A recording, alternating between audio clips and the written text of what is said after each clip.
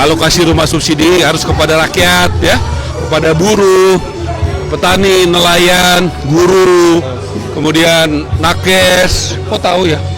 Nakes itu bidan, perawat, sama tenaga kesehatan masyarakat. Kemudian juga kepada tenaga migran, sama ketua harian, Pak Dasko, saran dengan Pak Sekjen ya. Jadi ya arahannya harus turun ke bawah, harus kerja keras ya. Nanti ada beberapa konsolidasi begitu. Kemudian juga sebagai menteri juga ya membagi alokasi rumah subsidi harus kepada rakyat ya, kepada buruh, petani, nelayan, guru, kemudian nakes. Kok tahu ya?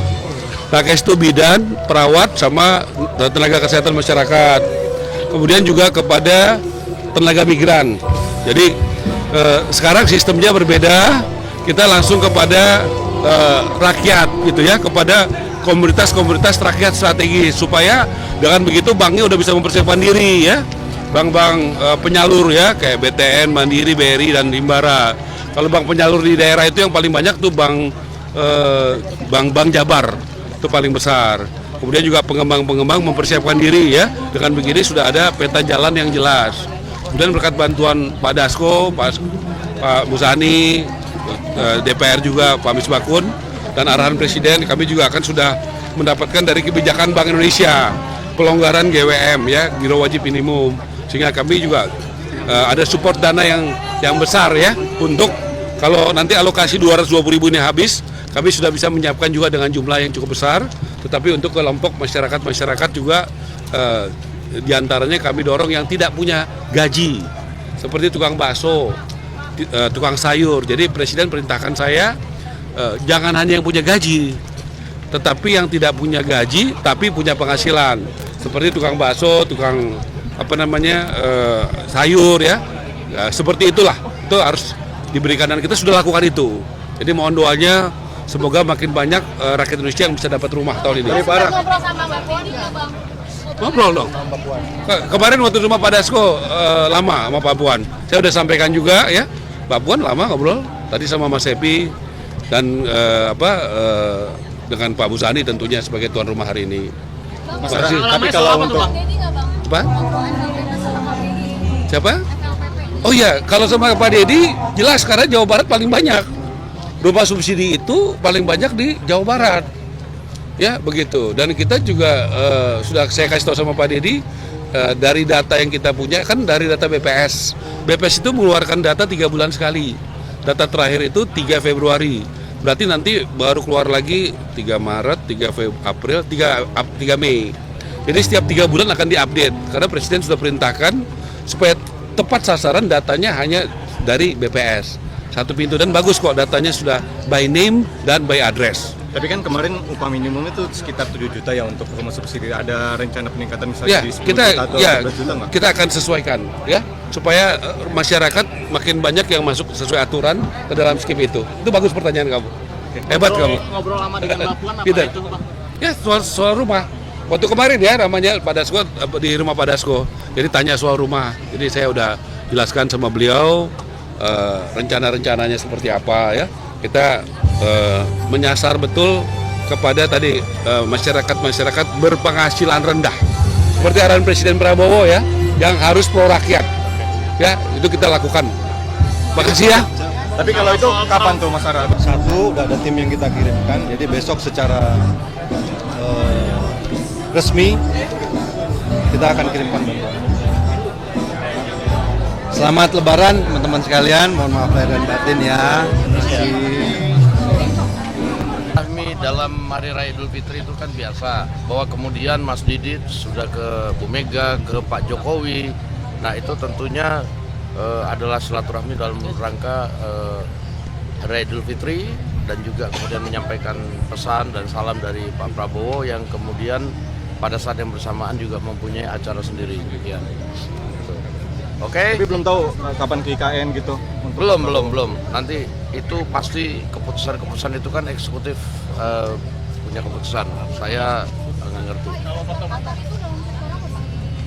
Saya juga nggak tahu. Saya baru dengar kabar aja ya. ya. Oke. Udah. Bingung ini nanyanya. Saya nggak begini loh. Kalau di sektor eksekutif jangan ditanya ke saya. Nanti kalau soal legislatif boleh tanya ke saya kan gitu ya. Oke. Nah itu sama-sama sepakat. Itu secepatnya. Secepatnya kapan? Kita tunggu aja. Tadi sudah sempat ngomong dikit-dikit sih sama Mbak Puan. Gimana gimana? Ini kan udah dari lama juga Bang pertemuannya Bang. Antri Bang tadi. Satu lah Bang, undang-undang politik jadinya dibalik atau komisi 2 Bang? Oke, izin. Oke, yuk. Itu ada masih ya? Yuk.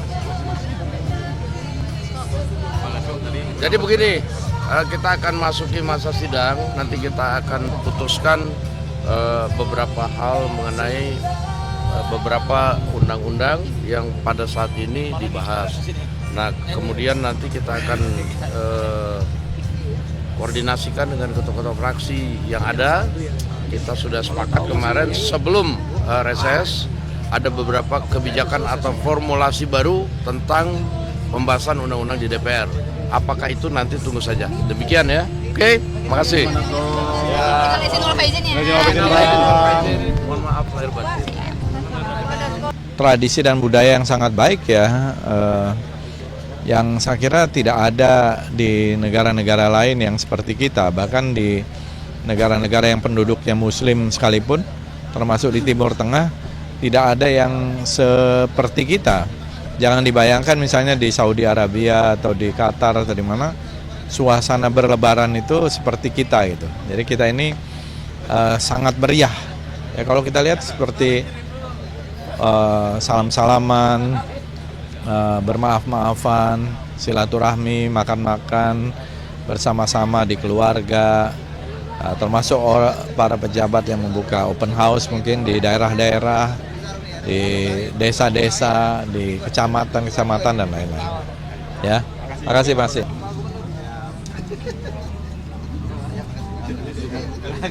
Pak Dedi,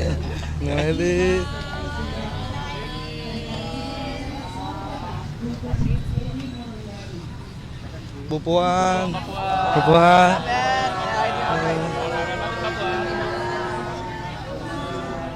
Pak Budi, Pak izin Pak. Tadi silaturahmi apa aja Pak yang dibahas sama Pak? Ya kita ini aja silaturahmi lebaran aja. Ada isu-isu tertentu Pak? Enggak ada. Kita kan maaf-maafan aja. Iya. Pak izin dong Pak terkait Situasi yang sekarang Pak, orang mudik juga jarang karena ekonominya lagi. Makasih lah. Kita hanya bermaaf-maafan aja. Ya. Enggak. Makasih. Sejauh ini gimana sih Pak? Makasih. RPJMN dan Udah ada kan di buku. Udah ada. Makasih ya. pelambatan gimana Pak? Karena Makasih.